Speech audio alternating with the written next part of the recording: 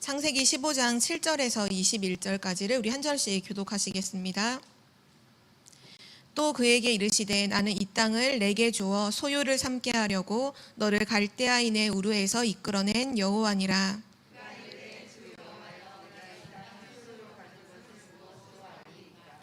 여호와께서 그에게 이르시되 나를 위하여 3년 된 암소와 3년 된 암염소와 3년 된 숫 양과 산 비둘기와 집 비둘기 새끼를 가져올지니라.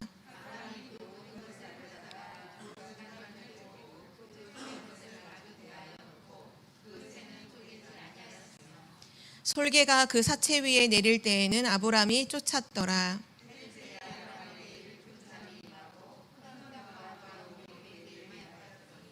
여호와께서 아브람에게 이르시되 너는 반드시 알라. 내 자손이 이방에서 객이 되어 그들을 섬기겠고 그들은 400년 동안 내 자손을 괴롭히리니.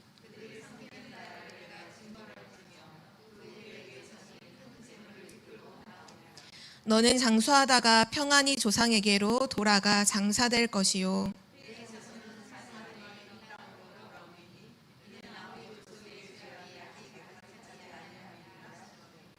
해가 져서 어두울 때에 연기나는 화로가 보이며 타는 횃불이 쪼갠 고기 사이로 지나더라.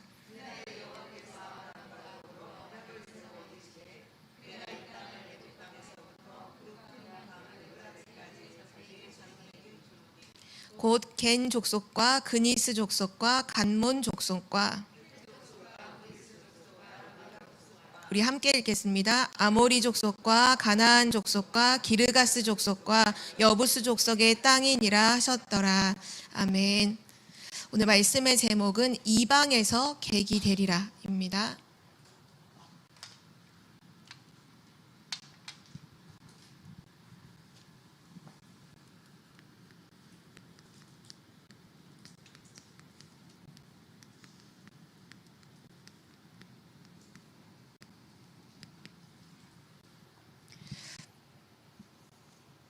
우리가 출애굽기서를 통해서 이미 알고 있듯이 이스라엘 백성이 요셉 때에 이제 애굽으로 가서 4대 만에 이제 출애굽해서 나오는 우리는 스토리를 다 알고 있죠. 애굽에 400년, 뭐 더 자세하게는 어디서는 430년 동안 노예 생활을 하다가 출애굽을 하게 되는데요. 거기에 대한 오늘 말씀의 예언된 말씀이 오늘 우리가 읽었던 13절에 나와 있어요. 여호와께서 아브람에게 이르시되 너는 반드시 알라. 내 자손이 이방에서 객이 되어 그들을 섬기겠고 그들은 400년 동안 내 자손을 괴롭히리니. 바로 여기서 말하는 이방은 이제 애굽을 얘기하는데요. 성도에게 고난이 오는 이유가 무엇일까요? 분명히 하나님께 선택받은 백성이 이스라엘이죠. 하나님의 택한 백성인 이스라엘에게 참 많은 고난이 있었는데요. 그 고난의 이유가 과연 무엇이고 또 어떻게 이 고난을 극복을 해야 될 것인지 오늘 거기에 대한 말씀을 언약으로 붙잡는 시간이 되기를 기도합니다. 오늘 첫 번째로 이스라엘이 그동안 당했던 고난들인데요.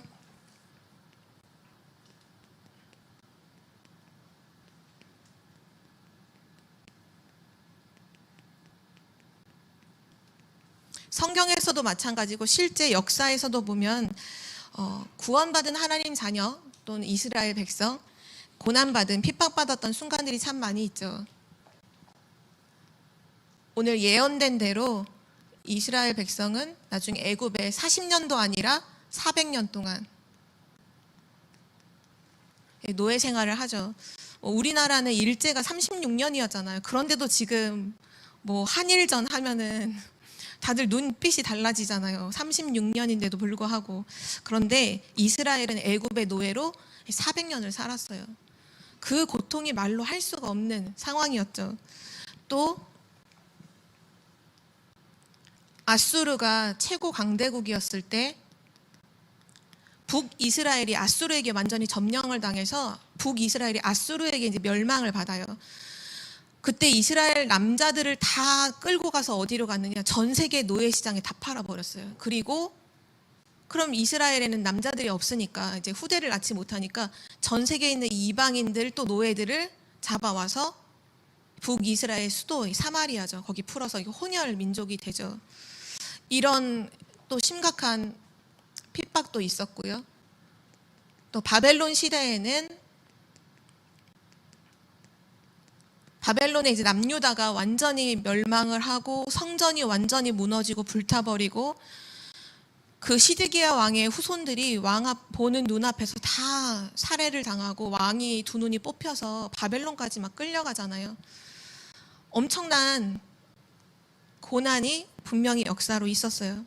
그리고 나서 이게 끝이 아니라 로마 시대 때도 보면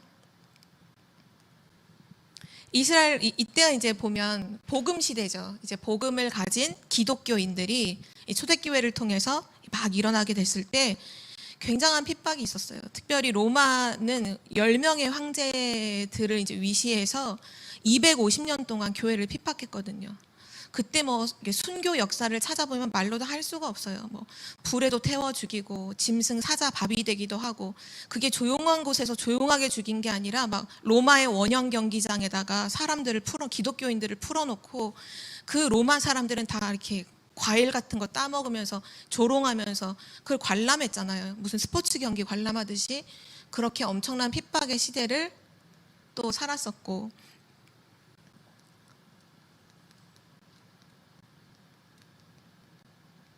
이때 유대인들이 엄청 많이 학살을 당하죠. 근데 유대인들 말이 아니라 이 히틀러가 독일 나라를 이제 바탕으로 두고서 이제 막 침략과 침공을 계속 하잖아요. 이때 진짜 복음을 회복하고 복음 붙잡으려고 했던 성도들이 굉장히 많은 핍박을 당했어요.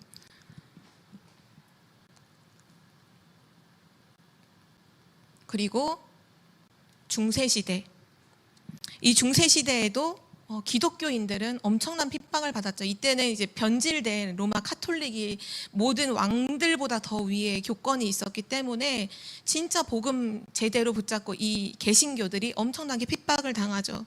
뭐 우리나라를 두고 생각해 봐도 일제 강점기 때 보면 신사참배를 들고 나와서 섬기도록 하잖아요. 우리를 다 무슨 한국 식민화 하려고 그때 기독교인들이 막 그 부분 우상숭배하지 않고 막 반대하고 그럴 때 사람들을 그대로 잡아서 막 죽이고 하는 일들이 굉장히 많이 일어났죠. 또 우리나라는 일제강점기로 끝난 게 아니라 공산주의 시대도 막 6.25 겪고 할 때 이런 시대를 맞았을 때도 기독교인들이 엄청 많이 핍박을 당했어요. 막 공산주의자들이 어느 한 마을을 점령했다 그러면 가장 먼저 죽이는 대상이 누구냐? 기독교인들. 그래서 뭐 기독교 역사적으로 보면 어떤 교회는 교회에 다 모여라, 교인들 다 모여라고 해놓고 밖에서 문을 잠그고 교회를 불질러 버리잖아요. 그런 일들이 실제 우리 한국 교회사에도 그런 일들이 분명히 있었죠. 우리가 오늘 이스라엘이 고난을 당한 이유, 하나님의 자녀 성도에게 고난이 오는 이유를 먼저 확인하기 전에 먼저 답부터 우리는 붙잡아야 되는데요. 이런 핍박과 고난이 있는 그때에 하나님은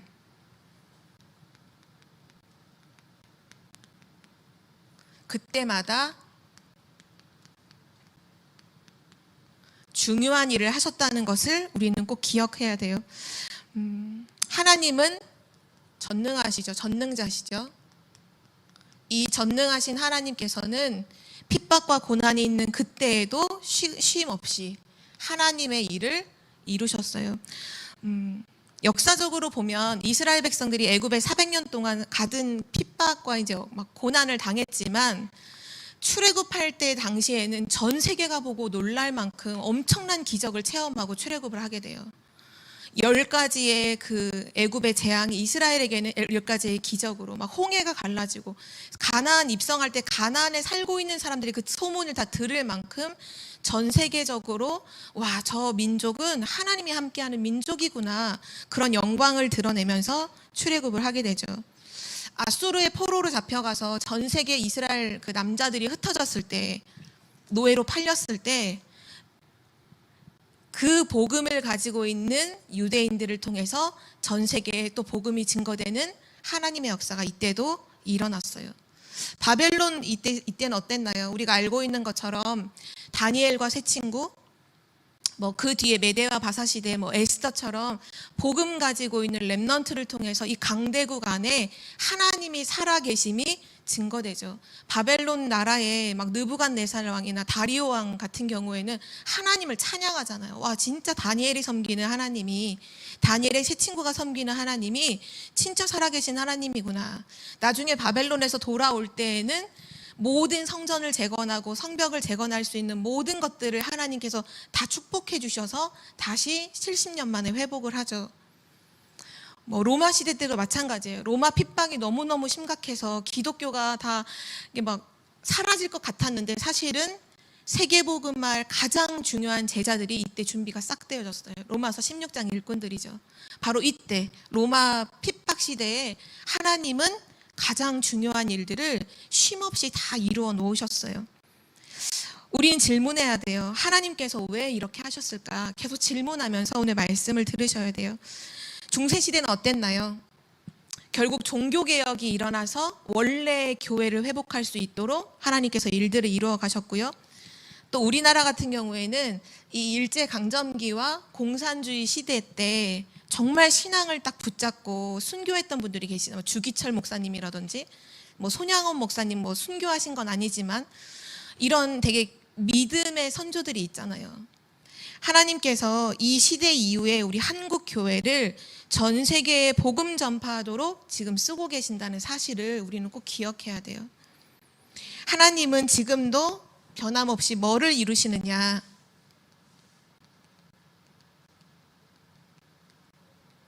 하나님의 언약을 이루시는 줄 믿습니다. 그래서 구원받은 하나님 자녀는 고난이 왔을 때 흔들리면 안 돼요. 왜냐?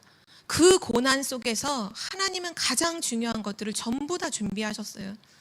그 로마 시대를 봐요. 그렇게 힘들고 그렇게 핍박이 심했는데도 불구하고 어떤 사람은 예언하잖아요. 기독교는 반드시 사라질 것이다. 예언했는데 세계복음할 제자들이 준비가 싹 되어져요.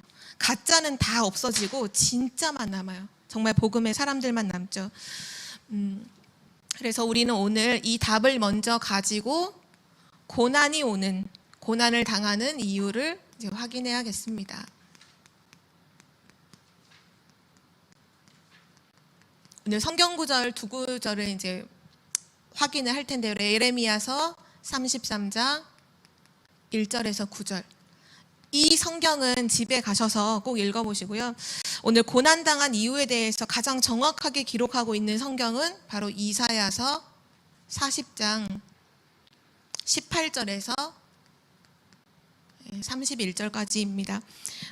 여기에 이스라엘이 고난당했던 이유가 분명히 기록되어 있는데요.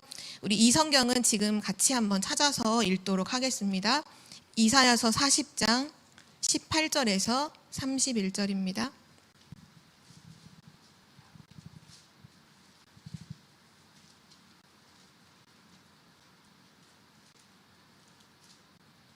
이사야서 40장 18절부터 마지막 절까지 교독하겠습니다. 그런즉 너희가 하나님을 누구와 같다 하겠으며 무슨 형상을 그에게 비기겠느냐.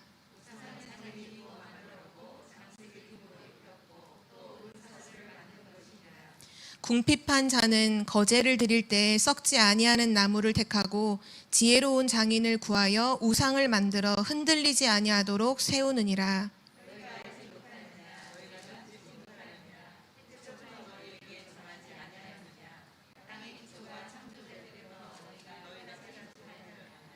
그는 땅 위 궁창에 앉으시나니 땅에 사는 사람들은 메뚜기 같으니라.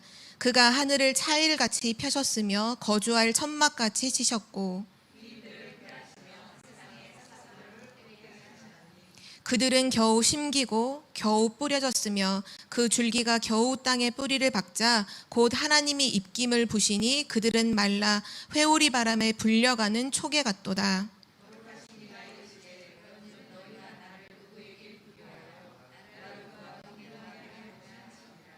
너희는 눈을 높이 들어 누가 이 모든 것을 창조하였나 보라.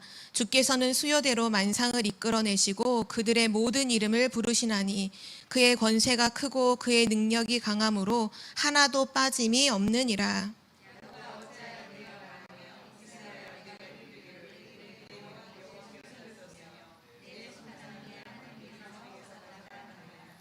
너는 알지 못하였느냐 듣지 못하였느냐 영원하신 하나님 여호와 땅 끝까지 창조하신 이는 피곤하지 않으시며 곤비하지 않으시며 명철이 한이 없으시며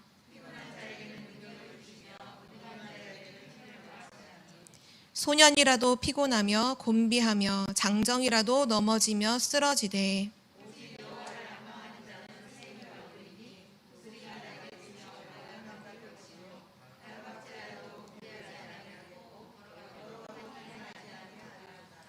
아멘.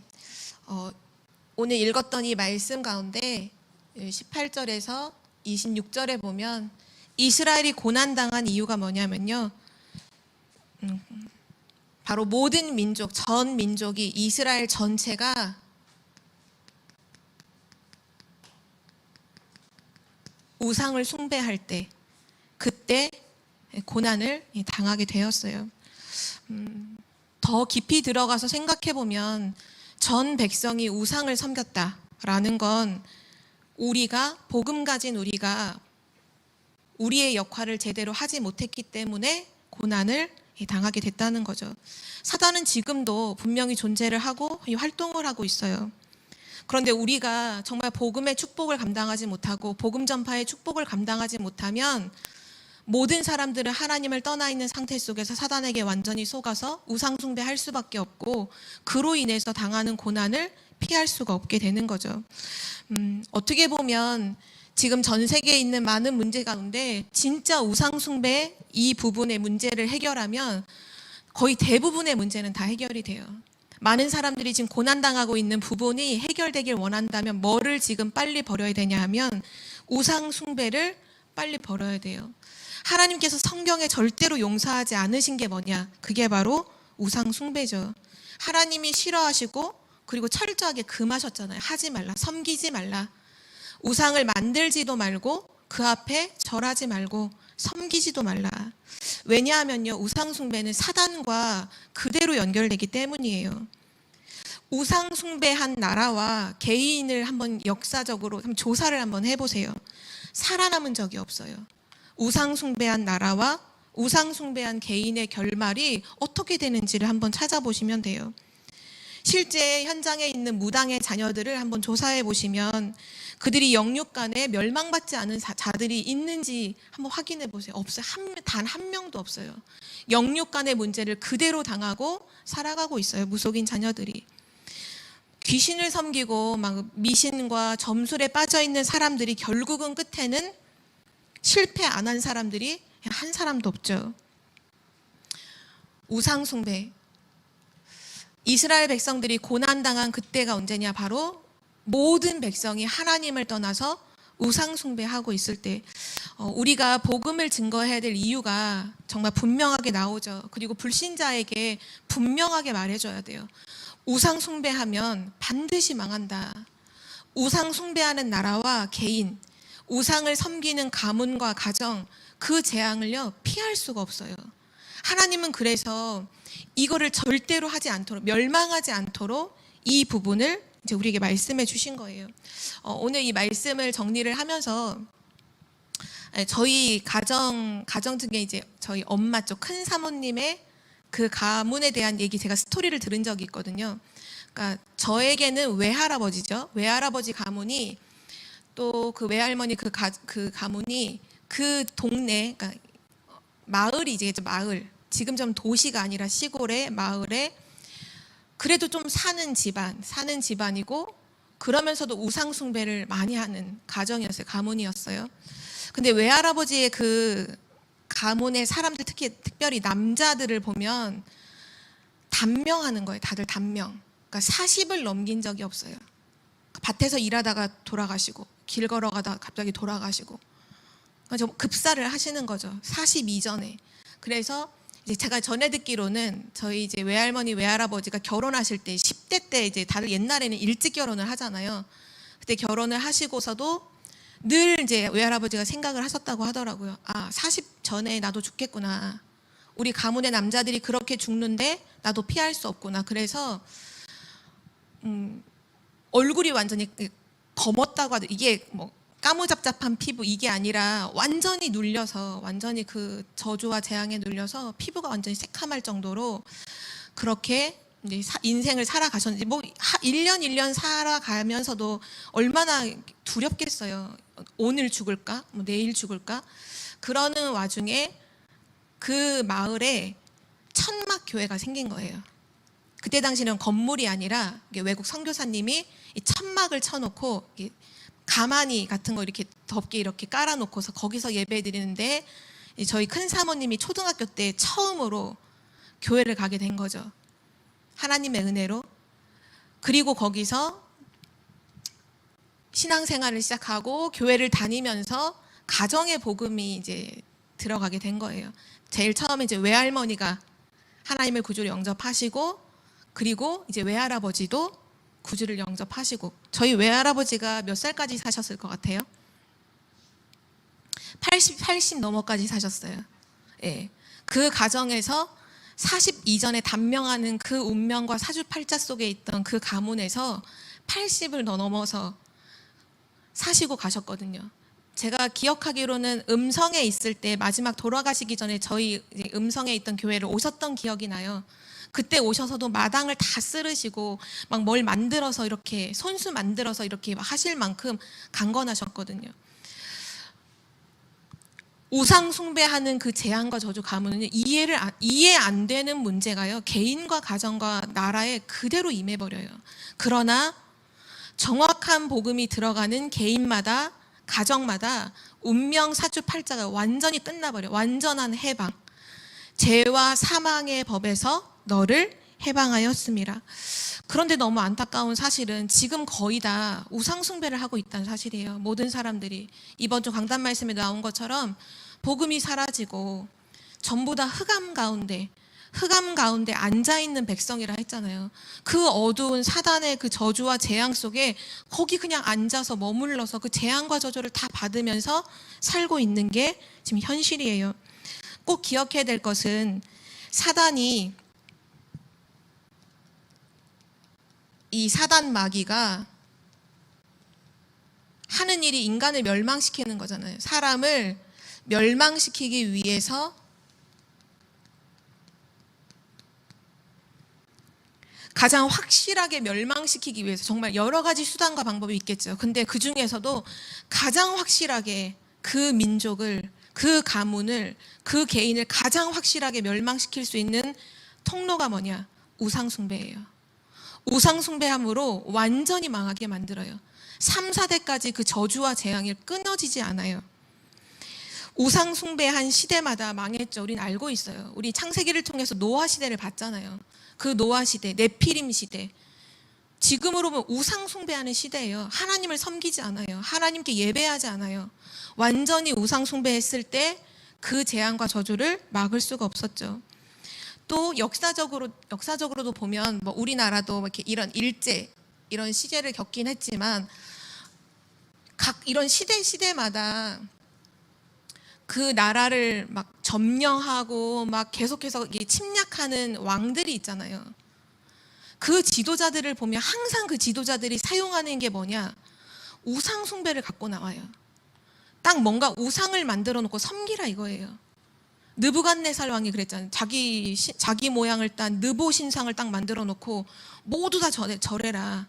이렇게 나오잖아요. 우리가 일제시대 때도 뭐 했냐면 신사참배 시켰거든요. 교회마다 딱 여기 갖다 놓고 절하라는 거예요. 신사참배 하라는 거예요.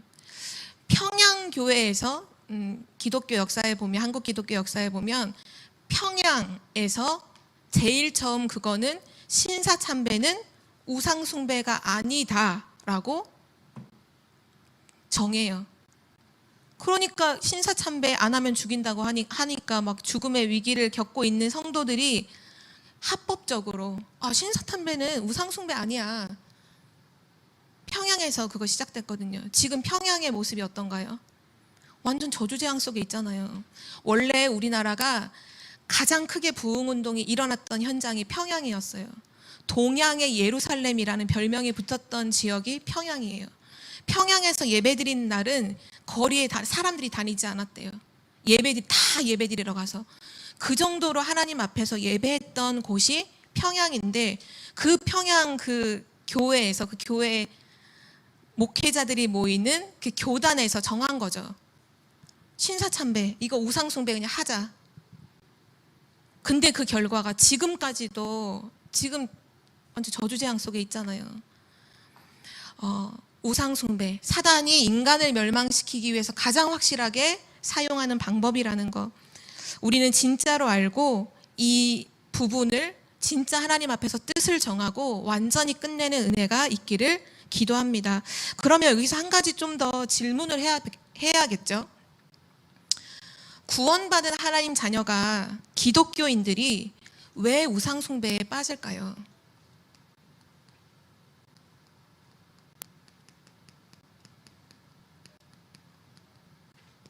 왜 우상숭배를 할까요? 이스라엘 백성들이 그렇게 우상숭배하면 재앙과 저주가 오는 걸 알고 체험하고 겪어도 또 그 다음 세대 가면 또 우상숭배를 하잖아요. 오늘 우리가 읽었던 말씀에 그 답이 나와 있는데요. 27절에 보면 이렇게 나와요. 야곱아, 이스라엘아, 이렇게 하나님이 이스라엘을 불러요. 야곱아, 이스라엘아. 이 말이 뭘까요? 하나님의 자녀가 언제 우상숭배를 하느냐? 왜 우상숭배를 하느냐? 하나님 자녀의 그 신분을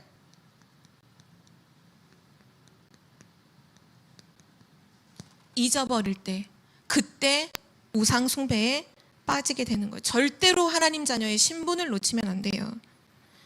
마귀가 우리를 걸고 속일 수 있는 근거는 이것밖에 없어요. 왜냐하면 그리스도가 십자가에서 모든 문제 다 끝냈잖아요. 우리의 과거 문제, 현재 문제, 미래 모든 문제를 십자가에서 그리스도께서 다 끝내셨어요. 그래서 사단이 걸고 넘어질 수 없어요. 너의 과거가 이랬지 하면서 걸고 넘어질 수가 없어요. 사단이 걸고 넘어질 수 있는 통로가 뭐냐? 우리가 하나님 자녀라는 신분을 잊어버릴 때, 놓칠 때, 그때 그걸 틈으로 타고 들어와서 무너뜨리는 게 사단이에요. 신분이 흔들린 때, 우리는 분명히 하나님 자녀라는 걸 알잖아요. 그런데도 불구하고 종종 그렇게 얘기하시는 분도 있어요. 내가 하나님 자녀 맞고, 내가 기독교인 맞고, 내가 예배드리고 있는 거 맞는데, 내 주변에 불신자들하고 내가 막 얘기하고 어울리다 보면 나도 모르게 막 흔들려. 그게 무슨 말이냐면 이게 흔들린다는 거예요. 지금 내가 신분을 망각하고 있다는 거예요. 또 어떤 사람은 사역할 때 그런 얘기도 하시더라고요. 내가 지금 약간 정신적인 문제 있는 사람을 만나서 사역을 하는데 그 사람 사역하고 나오면 내가 너무 머리가 아파. 물론 맞아요. 근데 맞는데 뭐를 지금 제대로 모르고 있는 거예요. 내가 신분이 어떤 신분인지를 모르고 있는 거예요. 하나님 자녀의 신분은요, 완전히 해방받은 거예요. 사단의 손에서 완전히 해방받은 거예요. 영향받지 않아요. 내가 세상 사람들 만난다고 막 흔들흔들거리고, 내가 정신문제 있는 사람 막 사역한다고 흔들흔들거리고, 그럴 신분이 아니에요. 그런 연약한 신분이 아니라니까요. 사단이 우리를 공격하는 통로가 뭐냐? 우리가 신분을 잊어버릴 때, 그리고 내가 신분을 알기는 아는데 이게 얼마나 엄청난 거라는 가치를 내가 모르면요, 속아요. 이 하나님 자녀라는 건 진짜 어마어마한 거예요. 정말 자부심을 가져야 돼. 나는 하나님의 자녀다. 진짜 나는 하나님의 자녀다. 어떤 문제를 당하건, 어떤 상황을 당하건, 어떤 위기를 당하건 나는 하나님의 자녀다. 절대로 흔들리시면 안 돼요. 왜냐? 이거 흔들릴 때 사단이 여지없이 공격해서 불신앙하고 다른 것 붙잡도록, 하나님 아닌 다른 것 붙잡도록. 그게 우상숭배잖아요. 다른 거 붙잡는 거, 틀린 거 붙잡는 거, 그렇게 만들죠. 그럼 여기서 또 한 가지 더 질문을 해볼게요. 왜 우리가 하나님의 자녀라는 이 신분 어마어마한 걸 받았는데, 은혜로 받았는데, 왜 이 신분에 대해서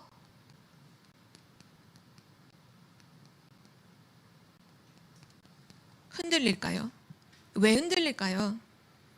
오늘 말씀에 또 답이 나와 있어요. 28절에 보면 이렇게 말씀하십니다.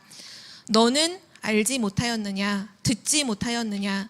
영원하신 하나님 여호와 땅끝까지 창조하신 이는 피곤하지 않으시며 곤비하지 않으시며 명철이 한이 없으시며 피곤한 자에게 능력을 주시며 무능한 자에게는 힘을 더하시나니 너는 알지 못하느냐? 넌 듣지 못했느냐? 하나님이 얼마나 능력이 있는지 너는 모르느냐? 왜 하나님 자녀된 신분이 우리가 왜 흔들릴까요? 하나님의 능력을 믿지 못하기 때문이에요.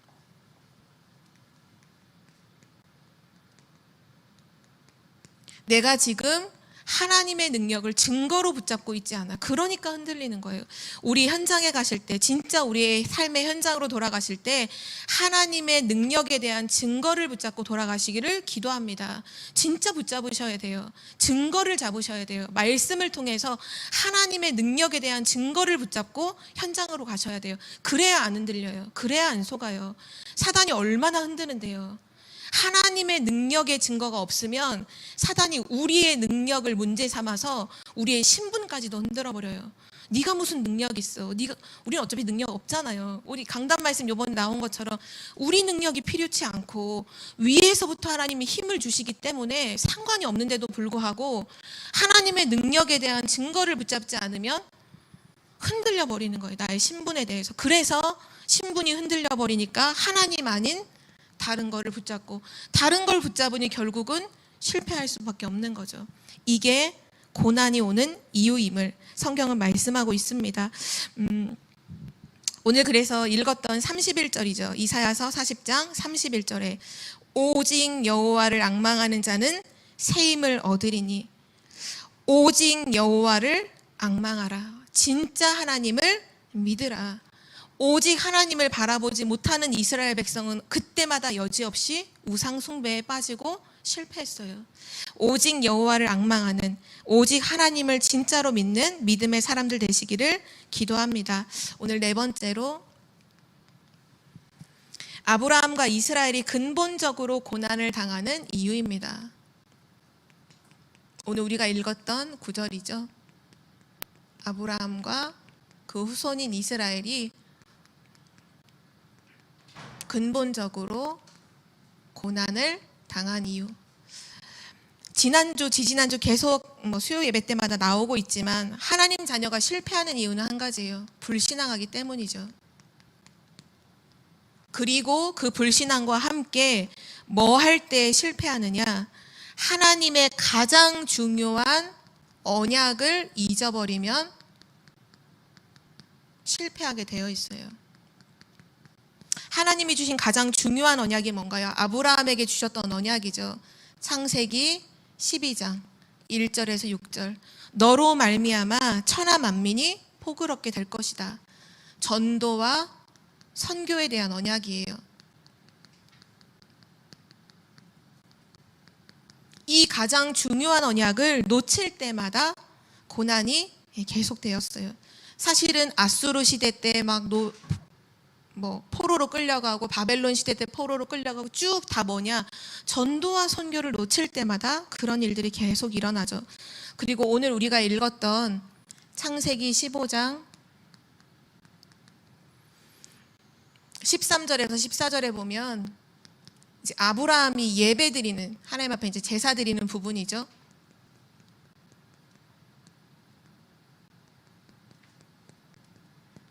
여기에 있어서의 문제가 이제 딱 드러나요.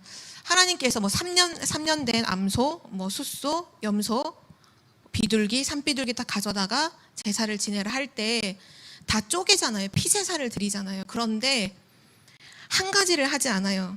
가장 작은 부분이죠.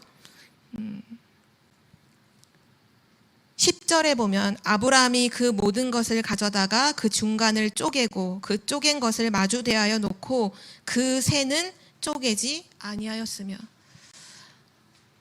아브라함이 이 순간에 뭐를 놓친 거냐? 창세기 3장 문제에 빠져있는 인간은 창세기 3장 15절의 언약을 놓치면 결코 승리할 수 없어요.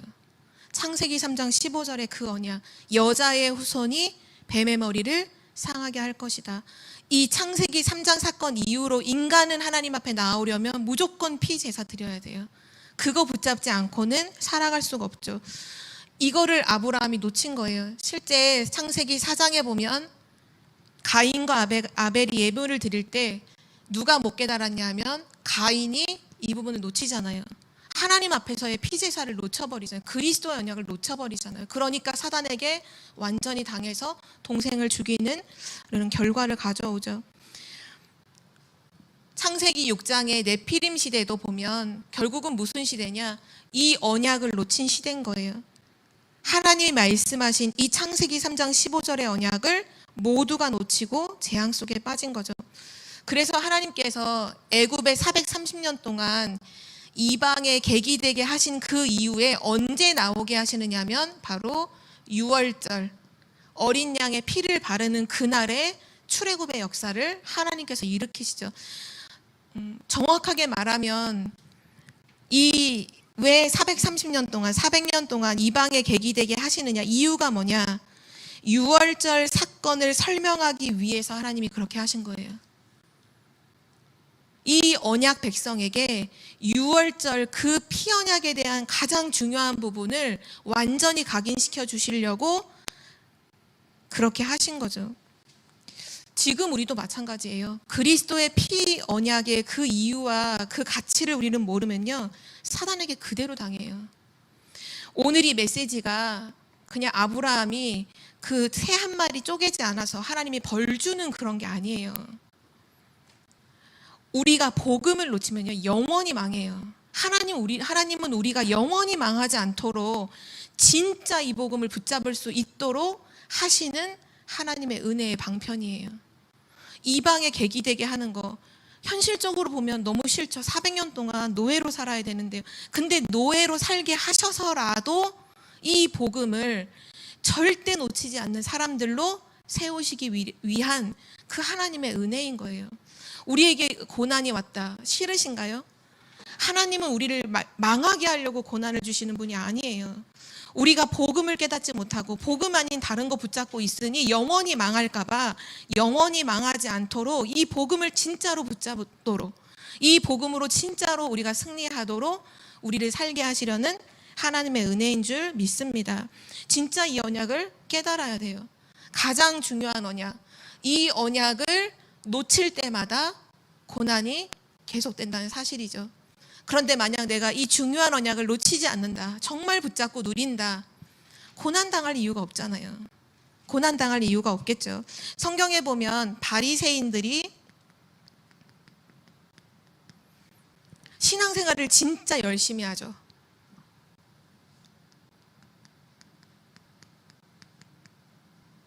근데 이들은 왜 고난을 당할까요? 이거 몰라서 그래요. 그리스도의 이 언약을 모르니까 신앙생활을 그렇게 열심히 하고 그렇게 자기 막 종교 생활의 최고의 위치에 올라갈 만큼 그렇게 신앙생활을 하는데도 망하잖아요. 이건 모르고 열심히 하면 아무 소용 없는 거예요. 그러면 현재 교회는 왜 고난을 당할까요?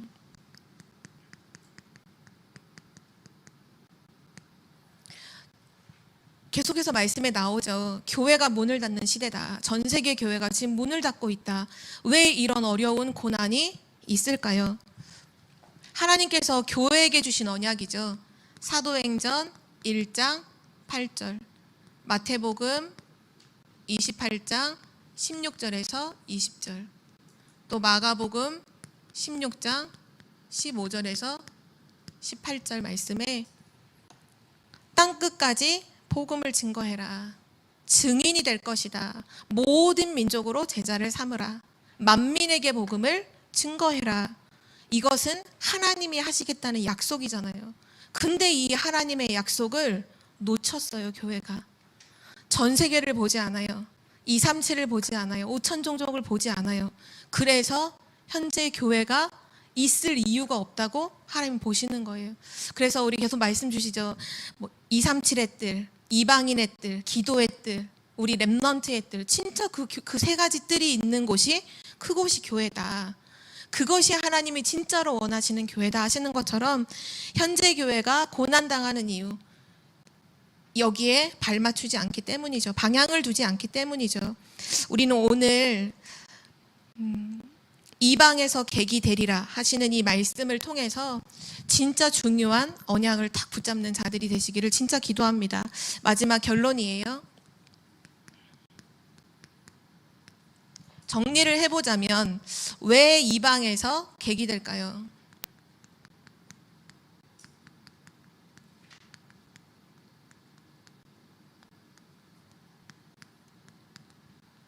두 가지 때문이에요. 그게 뭐냐 하면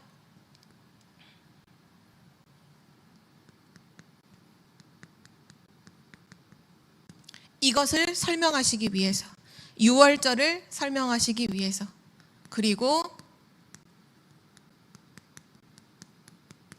전도와 선교라는 언약을 놓치지 않도록 하시기 위해서 하나님 그렇게 하신 거죠. 이 두 가지를 이해하지 못하면 이방에서 객이 되는 거예요. 그리스도의 그 언약을 내가 이해하지 못하면 왜 그리스도여야만 하는지, 왜 오직 복음이어야 하는지, 왜 우리가 전도 선교해야 되는지 이 이유를 우리가 깨닫지 못한다면 우리는 고난당할 수밖에 없어요. 그렇게 해서라도 깨달아야만 하는 엄청난 축복이에요. 이거는 진짜 하나님이 주시는 최고의, 성경에서 말씀하시는 전 세계를 살릴 수 있는 유일한 해답이잖아요. 전 세계를 치유할 수 있는 유일한 해답이죠. 그래서 우리 청주복음교회 성도님들은 괜히 어려움 당하시지 마시고 처음부터, 결국 6월절은 복음이죠. 복음과 전도와 선교, 여기에 처음부터 방향을 맞추고 성령의 인도를 따라가는 정말 증인들 되시기를 기도합니다. 그래서 우리는 복음을 위에서, 그리고 전도,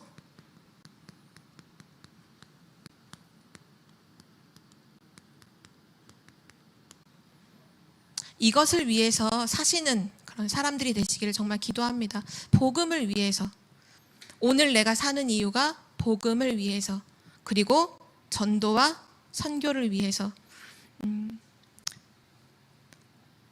이걸 위해 살지 않으면 우리는 이거 아니면, 그러니까 뭐 아니면 도인 게요. 이거 아니면 우리는 뭘 위해 사냐면요, 나의 것, 우리 것. 항상 이것만 생각하고 살아요. 이번 핵심 때 말씀 주셨죠. 네피림이 이거라고 하셨잖아요. 네피림이 다른 게 아니라 나를 위해, 내 것을 위해서, 우리 것을 위해서 맨날 그것만 챙기는 거, 그 네피림이라 하셨잖아요. 우리가 복음을 위해, 전도와 선교 위해가 아니라면 우리는 결국 여기로 갈 수밖에 없어요. 그래서 절대로 멸망할 수밖에 없는 네피림의 길에 서지 말고 복음의 플랫폼이 되라, 살리는 파수망이 되라, 진짜 하나님과 소통되며 전 세계와 소통하는 안테나가 되라 말씀을 주셨죠. 우리 청주복음교회 모든 성도님들이 오늘 이 메시지를 통해서 처음부터 진짜 하나님과 방향을 맞추고 세계복음화에 쓰임받는 237 치유 서밋의 주역으로 쓰임받는 성도님들 되시기를 기도합니다. 하나님 아버지 감사합니다. 오늘 창세기 15장의 말씀을 통해서 중요한 언약을 깨닫게 하신 하나님 참으로 감사합니다. 하나님의 자녀가 절대 망할 수 없음에도 불구하고 고난이 오는 이유가 불신앙과 우상숭배 때문이라는 걸 하나님 알게 하셨습니다. 정말 전 세계가 망하는 이유가 다른 것이 아니라 사단에게 잡혀서 우상숭배함으로 멸망의 길을 걸어가고 있는 것을 정확하게 보게 하시고, 시대와 현장을 보며 왜 복음만이 필요한지, 왜 전도 선교하지 않으면 안 되는지를 굳게 언약으로 잡는 우리 교회가 되게 하여 주옵소서. 하나님, 청주복음교회를 237 치유 서밋의 언약의 중요한 플랫폼과 또 파수망대와 안테나가 되게 하심을 감사드립니다. 성도 한 사람 한 사람이 그가 서 있는 가정과 현장에서 그 역할을 감당하게 하옵소서. 성령의 충만함을 허락하여 주옵소서. 보좌의 축복으로 임하여 주옵소서. 감사드리며 주 예수 그리스도의 이름으로 기도드립니다. 아멘.